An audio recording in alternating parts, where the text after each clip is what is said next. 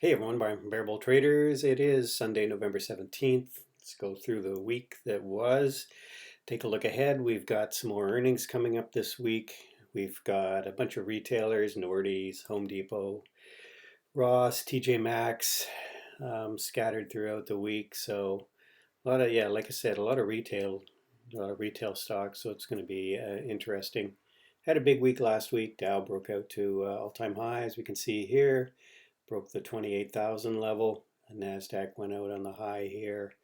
SPY went out on the high, SP 500. So markets just, as I've been saying all along, the trend is to the upside. And you can see here all these little sell-offs every day get bought back up, and we're off to the races again. Let's take a look at the groups performing just quickly.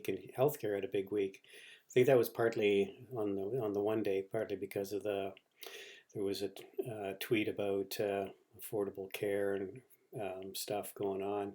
So it had a big week, healthcare big week, and a big day yesterday.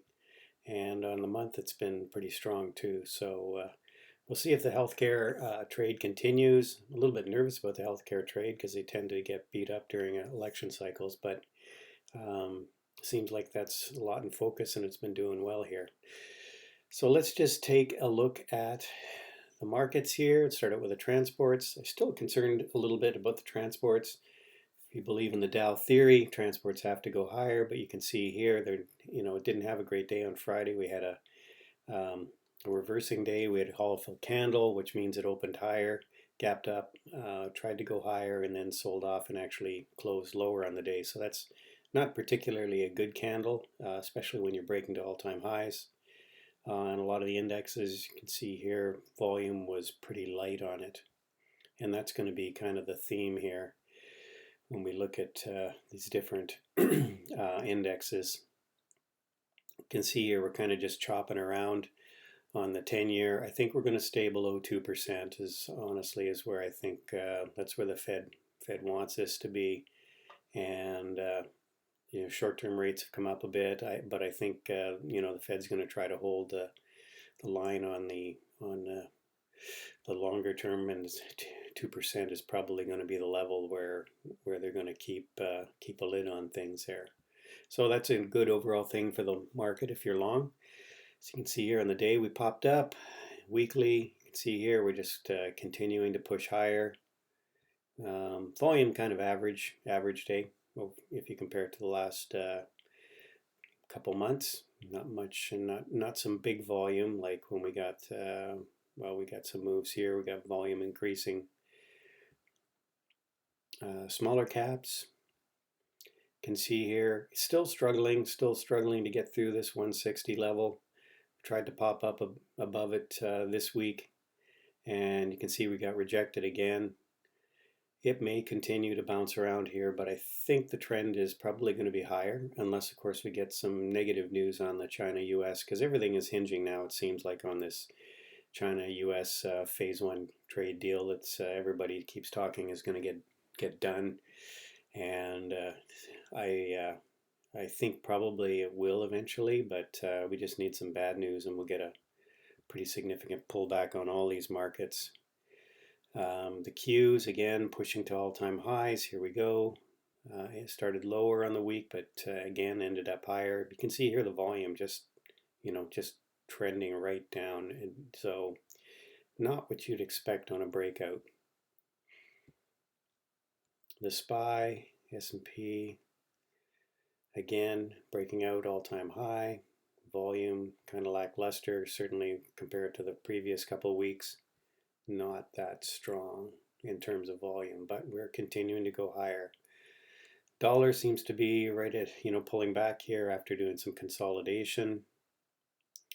And we're right at the 50 moving average, so we'll see if we can just hang in there. If it does tend to drop, commodities and the gold, it'll be good for gold, but we'll see how that plays out. VIX, just the volatility is just getting sucked right out of this market, and I think that shows how much complacency there is with traders. Everybody's just thinking the market's going to go higher, and there's no other path but up. But so, when things get down this low, this is kind of stuff that's happened.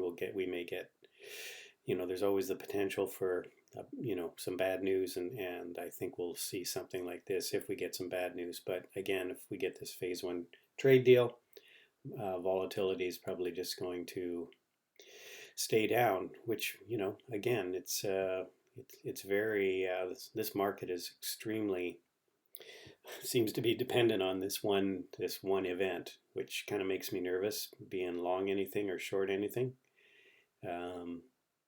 So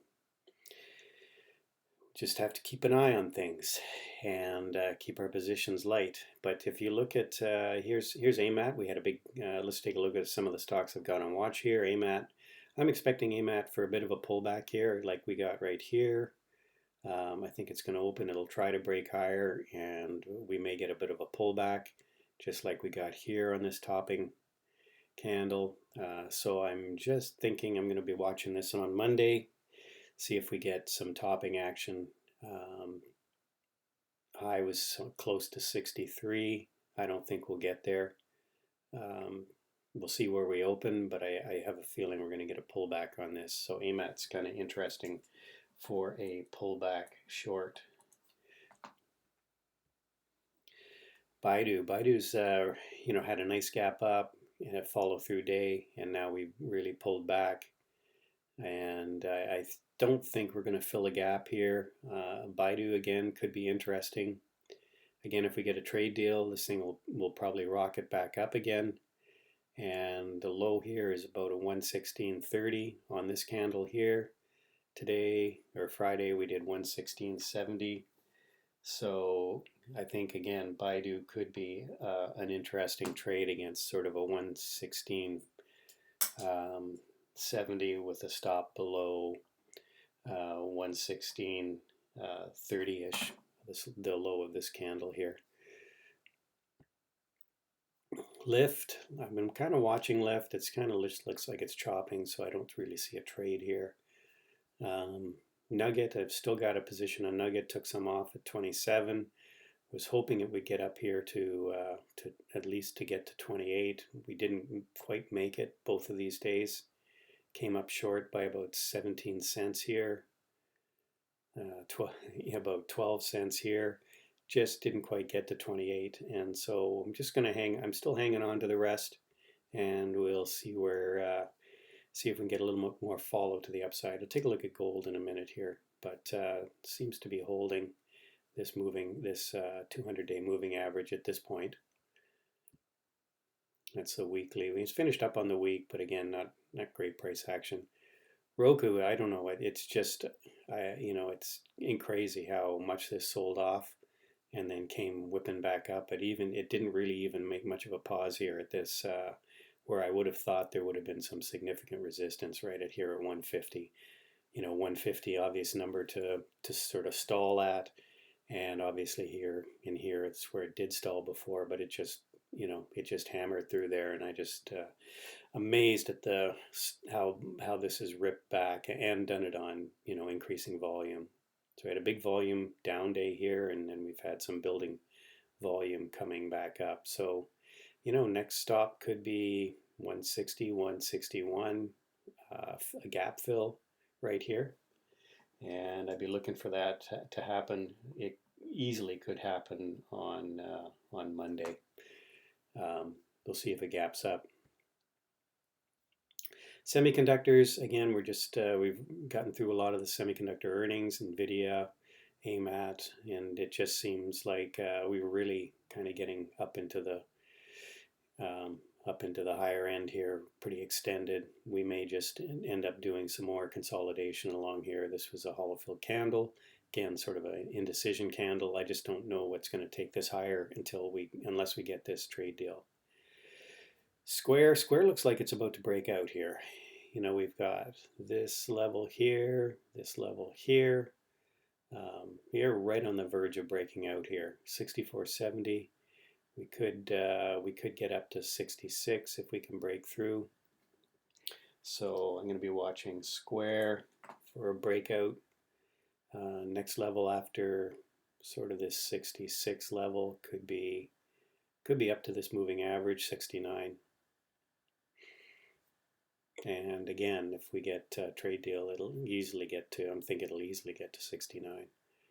TBT and TLT is a way to trade the changing yields. And it just seems like it doesn't look like a trade there right now. I don't know which way it's going to go. A lot of people are saying they're thinking interest rates are going to head lower again. It's probably right. So again, we talked about the IWM, how it's small caps are struggling, and this is this was characterized by the TNA, obviously, small cap ETF, and again just can't seem to get past this 64.50 level. But if we can close above that, we might actually get into an uptrend here. So we'll be watching TNA for a break of 64.50. So could be a possible trade there. Natural gas just seems to be choppy. It gapped up when there was some reports about cold weather, and now it's pulled back again. Just seems to be kind of stuck here, probably. And I think, I don't know, the inventory numbers were out on Thursday. I don't think really didn't react much to it. So probably as expected. Energy looks like it's going to break out here. It's definitely gotten above the 200-day moving average. Was kind of struggling right at it, and now it looks like maybe we're going to try to break higher on energy. So XLE could be one way to play it. And let's take a look at Walmart. Big earnings report, was very positive, gapped up higher, but then I think there was a whole lot of people expecting a good earnings report, so we got a big sell-off, but a follow-through sell-off on Friday. Here's the 50 moving average. If you wanted to take Walmart on a trade, if you just want to hold it in an account, I would say it would be probably not a bad place to take it. As long as it holds this 50 moving average, you're probably looking pretty good. It had some good earnings, and it may just now that it's pulled back, we may get maybe start to get some consolidation and maybe a move higher. XNET, I was just kind of looking at XNET because it had this big pop here Tuesday and Wednesday. Thursday, Friday sold off. You can kind of see here what happened last time it popped up. 2 days after sold off, and then a bit of a pop. So I'm thinking here maybe we may end up getting sort of a reverse pop just like we got here. So we may get we need a bit of bounce here. So I'll keep an eye on that on Monday. If there's nothing else to watch in the day trading room, I may throw it up on the screen. And that's about it. So hope everyone's had a great weekend. Andrew and I think it was Thor was down in they were down in Florida, a meetup. Hope that went well. Didn't see any pictures, but I'm sure they love going down to Florida, love doing meetups. Great group down there, BBT traders. Hopefully someday I'll make it down there. But again, we did a meetup down there on the weekend, and hope everyone had a good time. So we'll be seeing everyone in the Bear Bull trading room in the morning. So this is my book, How to Swing Trade. If you want to check it out on Amazon, it's there. And have a great rest of the weekend, everyone. What's left of it. We'll see you all in the room tomorrow morning if you join us there. Bye for now.